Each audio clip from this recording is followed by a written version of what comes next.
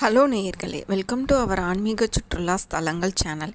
இன்றைக்கி வீடியோக்குள்ளே போகிறதுக்கு முன்னாடி இன்னும் நீங்கள் நம்ம சேனலை சப்ஸ்கிரைப் பண்ணலன்னா உடனே சப்ஸ்கிரைப் பண்ணிக்கோங்க. பக்கத்தில் உள்ள பெல் ஐக்கானை ப்ரெஸ் பண்ணிக்கோங்க. அப்போ தான் நான் போடுற வீடியோஸ் எல்லாம் உங்களுக்கு உடனே நோட்டிஃபிகேஷன்ஸாக வந்து சேரும். ஆன்மீக சுற்றுலா திருத்தலங்கள் வரிசையில் அடுத்து நாம் காண இருப்பது திருத்தணி முருகன் கோவில்.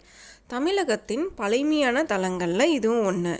இந்த கோவில் பற்றிய விஷயங்களை நான் பார்த்து கேட்டு தெரிஞ்சுக்கிட்ட வரைக்கும் உங்கள் கூட பகிர்ந்துக்க விரும்புகிறேன்.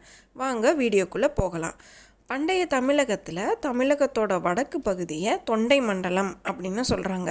அந்த தொண்டை மண்டலத்தில் தலைநகர் சென்னைக்கு வடமேற்கே 85 கிலோமீட்டர் தொலைவில் அமைந்துள்ள இத்திருத்தலம் அரக்கோணத்திலிருந்து 18 கிலோமீட்டர் தொலைவில் இருக்குது. இது முருகனோட அறுபடை வீடுகளில் 5ஆம் படை வீடாக அமைஞ்சிருக்கு. இத்திருக்கோவில் தரைப்பகுதியிலிருந்து சுமார் 700 அடி உயர சிறிய மலை குன்றுக்கு மேலே அமைஞ்சிருக்கு. இந்த திருத்தலத்தை திருத்தணிகை அப்படின்னு சொல்கிறாங்க.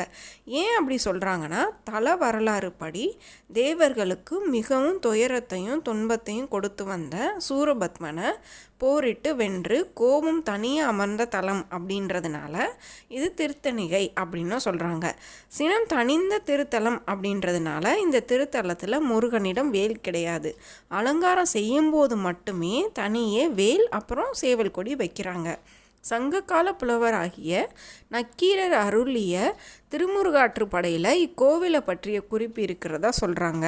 முருகன் வள்ளியை மணப்பதற்காக தனது சகோதரரான கணேசன் உதவியோட விளையாட்டாக சிறிய போர் செஞ்சு வள்ளியை மணந்த தலமானது இத்திருத்தலம்னு சொல்கிறாங்க.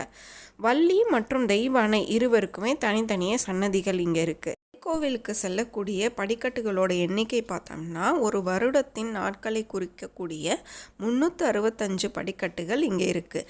எனவே வாழ்க்கையில் அமைதியும் முருகனின் அருளையும் பெற இந்த ஆலயத்தை தரிசிப்போமாக. இந்த ஆன்மீக பயணம் உங்களுக்கு பிடிச்சிருக்கும்னு நினைக்கிறேன். பிடிச்சிருந்தால் லைக் பண்ணுங்கள், ஷேர் பண்ணுங்கள், சப்ஸ்கிரைப் பண்ணுங்கள். கூடவே அந்த பெல் ஐக்கானையும் ப்ரெஸ் பண்ணுங்கள். உங்களுக்கு விருப்பமான ஆன்மீக ஸ்தலங்களை கமெண்ட் செக்ஷனில் ஷேர் பண்ணுங்கள். அந்த ஸ்தலங்களோட விவரங்களை நாங்கள் இந்த சேனலில் பதிவிடுறோம். நன்றி, வணக்கம். மீண்டும் மற்றொரு பதிவில் சந்திப்போம்.